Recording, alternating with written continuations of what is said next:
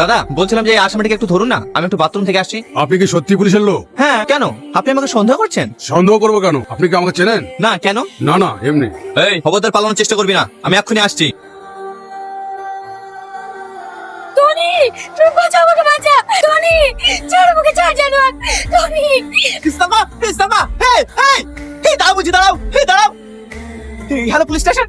Sir, আপনি আমাকে phone করেছিলেন। হ্যাঁ, আমার সালমা কেমন আছে? ও খুব ভালো আছে, কিন্তু আমি একটা জিনিস জানতে চাই, ওই মেয়েটা ওই গাড়ির ভিতরে কিভাবে গেল? আমারই দোষ স্যার, আসলে আমরা প্র্যাঙ্ক ভিডিও করি তো, তার ওকে ওর কাছে রেখে একটা শট নিচ্ছিলাম, আমরা বুঝতে পারিনি যে এরকম হয়ে যাবে। হ্যাঁ, ভিডিও করার আর লোক পাননি, বিড়ালকে দিয়েছেন মাছ আগলাতে। আপনি জানেন ওকে, ও একজন নারী পাচার করা আসামি। আমরা ওকে 5 বছর থেকে খুঁজছি, আর যদি আমরা সময় মতো না পৌঁছাতাম তাহলে ওর অনেক বড় ক্ষতি হয়ে যেত। থ্যাংক ইউ স্যার, আর এরকম ভুল হবে না। স্যার, ও কোথায় আছে? ও এখন কেবিনে আছে।